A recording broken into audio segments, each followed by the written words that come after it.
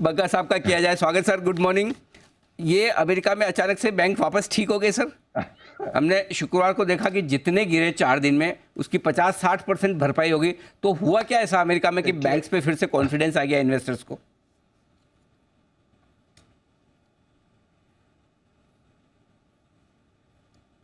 बग्गा साहब, आपके लिए सवाल। अनिल जी, देखिए, सिचुएशन तो गंभीर है काफी। तो जिस तरह का उछाल, अनिल जी, सिचुएशन तो गंभीर है जरूर अमेरिका के बैंक्स की। और एक जो महत्वपूर्ण आंकड़ा आ रहा है, हमारे जो टेक्निकल विशेषज्ञ हैं उनसे भी आप जरूर पूछेगा। मेरे टाइम पे नहीं, उनके टाइम पे। तो जो S&P फाइनेंशियल्स का 2007 का पीक था 2007 का पीक था अनिल जी, वो टूट रहा है। तो ये काफी अहम जो विशेषज्ञ हैं अमेरिका के कह रहे हैं कि ये बैंकिंग का जो रुझान है, लीडिंग इंडिकेटर है, वो अच्छा नहीं आ रहा है। फ्राइडे को क्या बहुत अच्छा हुआ, 2.5 लाख नई नौकरियां निकल के आई अप्रैल में। तो इससे दिख रहा है कि फेड के रेट बढ़ाने के बावजूद अच्छी ग्रोथ है। लेबर मार्केट अभी भी टाइट है। अनएम्प्लॉयमेंट उनकी 3.4 पे नीचे आई 3.5 से। तो ये देख के मार्केट ने अच्छी खबर को अच्छा लिया और बड़ी तेजी से मार्केट भागे। बट ये एक दो तरीके के मार्केट हो गए हैं कि जो ग्रोथ सेक्टर्स हैं, टेक्नोलॉजी के हैं, वो बहुत अच्छा कर रहे हैं। जैसे एप्पल 5% भाग गया था क्योंकि बहुत अच्छे उसके नतीजे आए। वॉरेन बफेट दिन भर बोले, सैटरडे को बर्कशायर की एनुअल मीटिंग थी और हो सकता है आखिरी मीटिंग हो दोनों की। 99 वर्ष के चार्ली हैं और वॉरेन बफेट 93 वर्ष के हैं। तो बहुत करीब से लोगों ने देखा। और सबसे समझदार निवेशक जो ये दोनों हैं, यही कह रहे थे कि इस साल थोड़ा स्लो डाउन है, हमारी ऑपरेटिंग कंपनियां थोड़ा धीरे काम करेंगी। यूएस का पूछा गया, भाई आपने पिछली बारी गोल्डमैन सैक्स को बचाया था, बैंक ऑफ अमेरिका को बचाया था, इस बारी आप क्यों नहीं उतरे? बोले हम देख रहे हैं, हमें अभी भी पसंद नहीं है। और सरकार की जो कम्युनिकेशन है वो खराब रही, तो वो भी इन्होंने आड़े हाथों लिया। सरकारी जो कम्युनिकेशन रही और रेगुलेटर्स पे भी बोले। बट ओवरऑल यही कह रहे थे कि ये साल शायद ग्रोथ हमारी कम रहेगी ऑपरेटिंग तौर पे।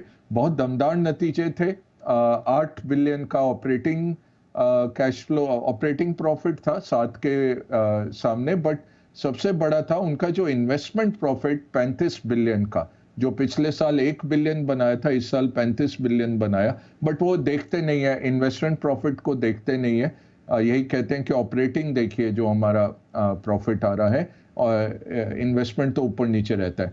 तो एक छोटी बात यही है कि अच्छे जॉब्स रिजल्ट आए जिससे अमेरिकी मार्केट भागा। हमारा मार्केट एमएससीआई के एक स्टॉक के चलते इतना जबरदस्त गिरा और डीआईज ने भी इतनी भारी 2000 करोड़ से बिकवाली करी, वो समझ नहीं आया फ्राइडे को अनिल जी। और तभी आज ये उछाल आ रहा है कि वो वाजिब नहीं था। 2-3 आपको फैक्टर्स देखने हैं। एक है यूएस बैंकिंग, वो क्राइसिस ओवर नहीं है। जितने दिग्गज हैं सब कह रहे हैं ये और बढ़ेगा, धीरे धीरे करके हमें इसको देखना है।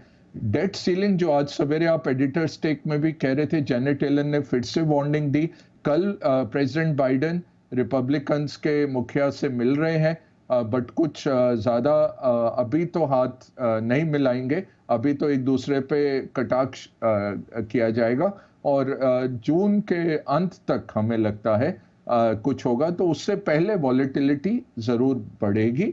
तीसरा है चाइना की जो ग्रोथ आ रही है वो इतनी अच्छी नहीं आ रही है।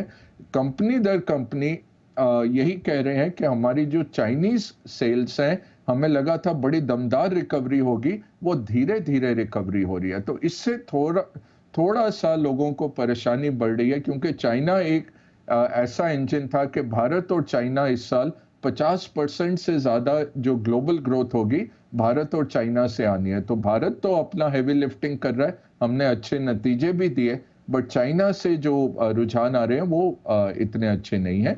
डेटा की तरफ वेडनेसडे को यूएस का सीपीआई नंबर है, तो वो क्लोजली देखा जाएगा। थर्सडे को उनका प्रोड्यूसर प्राइस है, तो WPI नंबर है वो नेगेटिव गया था, वो फिर से पॉजिटिव आने की आशंका है। और थर्सडे को ही बैंक ऑफ इंग्लैंड की बैठक है, 0.25 का उनका रेट हाइक की बात है। बट तीन अहम बातें हैं, यूएस बैंक, डेट सीलिंग और चाइनीज ग्रोथ, इस पे आप जरूर नजर रखिए। बगा साहब ने हमें बैंकों की हालत के बारे में तो पूछा ही, और बार बार जो उनकी वित्त मंत्री डराती हैं वो अपनी जगह, लेकिन बगा साहब इकोनॉमी के आंकड़े इतने मजबूत कहाँ से आ रहे हैं? नौकरियां वहाँ पर देखिए भरपूर लग रही है, बेरोजगारी के आंकड़े एकदम कम हैं। ऐसे में तो फिर इस बार फिर से ब्याज दरें बढ़ जाएंगी, फेड तो डरेगा भी नहीं सर।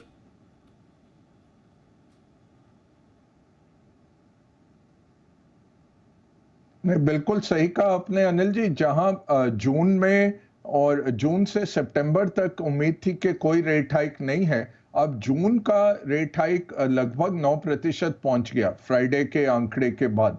अब बहुत अहम रहेगा कि इन्फ्लेशन का नंबर क्या आता है वेडनेसडे को, उनका सीपीआई का नंबर।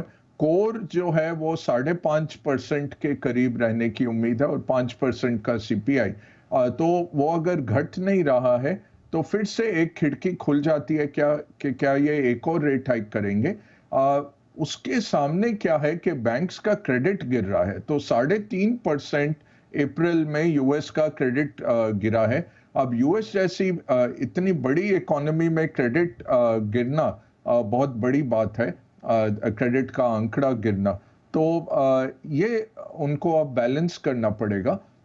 नौकरियां कहाँ से आ रही हैं? ज्यादातर सर्विसेज की नौकरियां हैं और कैपेसिटी फिर से लौट रही है जो बंद थी इंडस्ट्रीज। एयरलाइंस फिर से बहुत तगड़ा ग्रोथ है, हॉस्पिटैलिटी में ग्रोथ है, होटल्स, रेस्टोरेंट्स, डाइनिंग आउट वगैरह में। तो नौकरियां यहाँ से ज्यादा आ रही हैं। इस बारी का जो स्लो डाउन आ रहा है अमेरिका में, जो अगले छमाही में second half of the year में हमें आता प्रतीत होता है, शायद एक सॉफ्ट लैंडिंग से हम निकल जाएं। क्योंकि क्या हुआ है अनिल जी, इस बारी इंडस्ट्री बाय इंडस्ट्री धीरे धीरे करके स्लो डाउन हुआ है और फिर रिकवरी की तरफ अग्रसर हो रहे हैं। जैसे रियल एस्टेट नीचे गया था, बट रियल एस्टेट अब फिर से हम देख रहे हैं कि ऊपर आ रहा है, डिस्पाइट इसके के इंटरेस्ट रेट्स बढ़े हैं, तो मकानों के लोन्स की कीमतें बढ़ी हैं, बट फिर भी वहां दिख रहा है। एक विशेषज्ञ से मिला था मैं, सैटरडे को ट्रैवल कर रहा था, वहां पे मुलाकात हुई। तो वो यही कह रहे थे कि बहुत ही एक टू फेस्ड इकोनॉमी है, जहां पे लग्जरी तो बहुत अच्छा कर रहे हैं, लग्जरी तो दुनिया भर में हमने देखा है, और ये लुई विटॉन वाले जो हैं सबसे अमीर बन गए हैं दुनिया के। LVMH कंपनी जो है फ्रांस की, आर्नोल्ट करके। तो वो कह रहे थे लग्जरी तो बहुत टेक ऑफ किया है, रिकवरी बहुत स्ट्रांग है। अपर मिडिल में फिर से स्ट्रांग है, बट आप मिडिल क्लास और लोअर मिडिल और रूरल में अगर देखेंगे भारत में, तो इतना स्ट्रांग रिकवरी नहीं है। और रूरल में अब आशंका, जो आप पहले भी कह रहे थे कि मॉनसून अगर डिले हो गया तो बहुत बड़ी आशंका है। तो ये जो बोलते हैं एल नीनो, मतलब लिटिल बॉय, इस छोटे लड़के से विश्व भर में बहुत अभी गंभीर समस्या हो सकती है। भारत में क्या होता है कि एल नीनो आता है तो मॉनसून हमारा डिले हो जाता है या कम हो जाता है।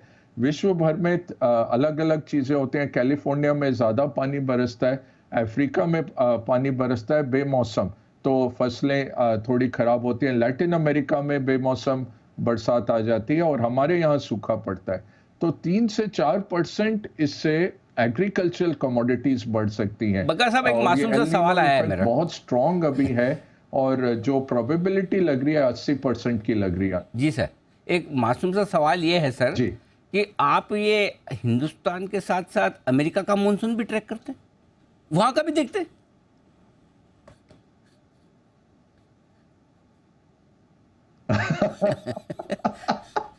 नहीं वो अनिल जी, अगर कमोडिटीज सीखनी है, देखिए हम्म। ये ऑस्ट्रेलिया और जापान वाले सबसे पहले आप बता देते हैं हाँ। कि किस तरह का भारत का मॉनसून आता है। हम्म। हमारे तो IMD जब तक उठता है, हम्म। तो वो, आप अगर ऑस्ट्रेलिया और जापान का मेट मेट ऑफिस ट्रैक करें तो आपको मॉनसून का बड़ा अच्छा अंदाजा हो जाता है पहले ही, क्योंकि हमारा IMD वेट करता है और डेटा के लिए और डेटा के लिए।